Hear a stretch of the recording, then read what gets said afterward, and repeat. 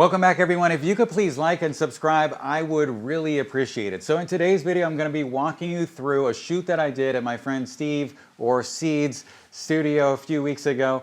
Hopefully his place is quieter than mine. I keep hearing some banging off in the distance, so hopefully that's not being picked up in the microphone. But let's talk about this look. So Steve showed me an inspiration image that I believe came from an Italian Vogue magazine shoot.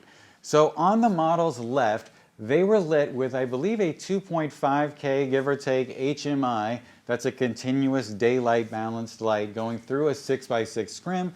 And then also, I believe there was a flash over there with a 3-foot Octa in front of it. I believe the reason for both is probably they just had to do what they needed to do in order to make things work. Or maybe there's something that I don't understand.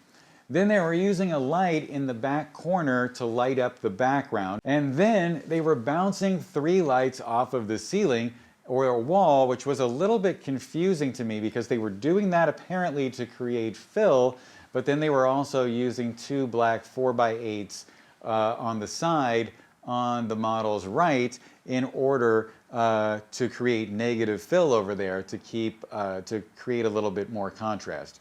Those two things seemed a little bit diametrically opposed to me, and so in this video today I'm going to discover why it is they probably did that and how that does make a difference. How you can add fill and also take away fill at the same time.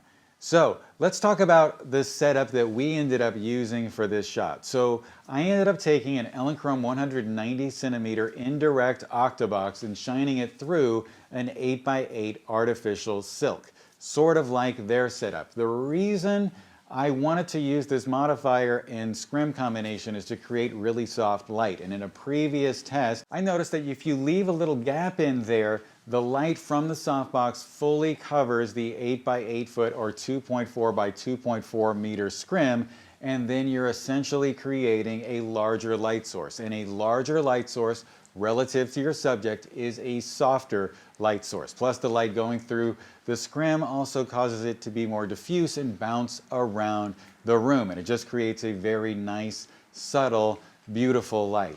Then on the model's left, I used 2 V-flats, white side out, pointed towards the model. The reason for this is I wanted to eliminate the potential for any color contamination coming off of the props. And there also was a colored purple panel over there that I was concerned about as well.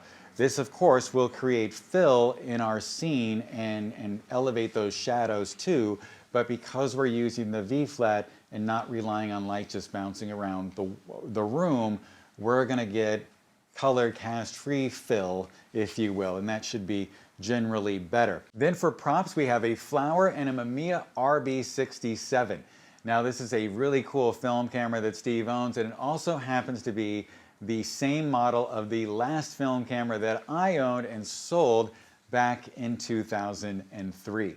Then we placed 2 hair lights back there above the backdrops pointed down at the model. And the reason for this was I knew that we would create fill by bouncing that light off of the neutral floor and the V-flats and also the scrim, but I didn't want to shine any fill sources off of the ceiling because that would create really punchy fill, and I've noticed before that punchy fill is not always that pleasing. Usually using white is better than using silver. It just has a weird look to it. The other great side effect with this is that by using these strip softboxes horizontal above our backdrops, I had 2 backdrops up there layered in order to get a wider set.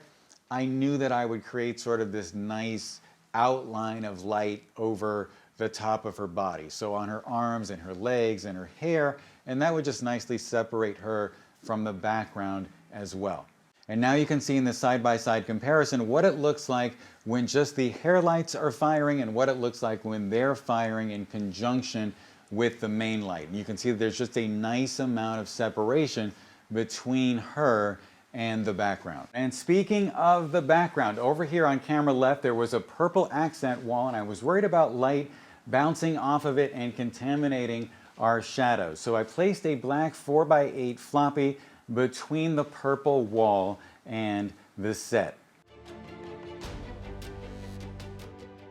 The next thing I did was turn around the V-flat over there on her left directly next to her so that the black side was facing out. And I did this so it would be more similar to the inspiration image.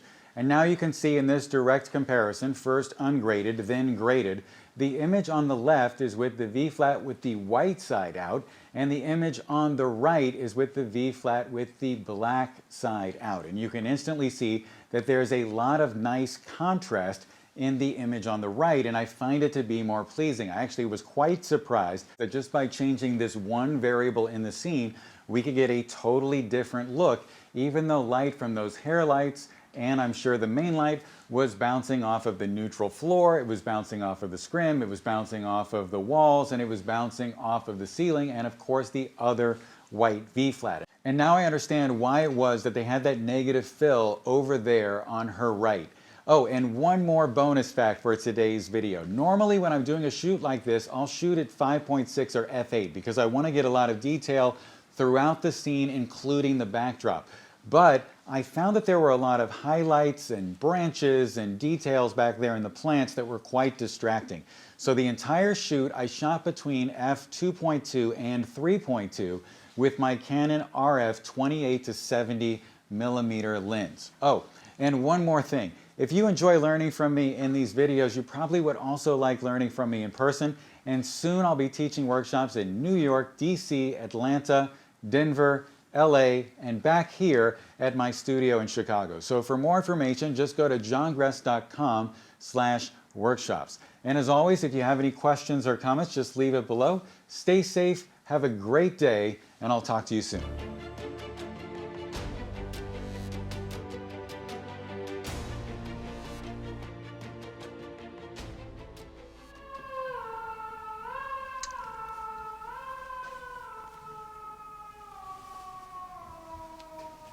That's very strange.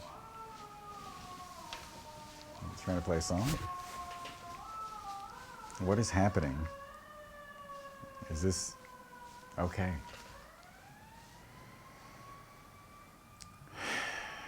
It's always so loud. And now a bus. Great.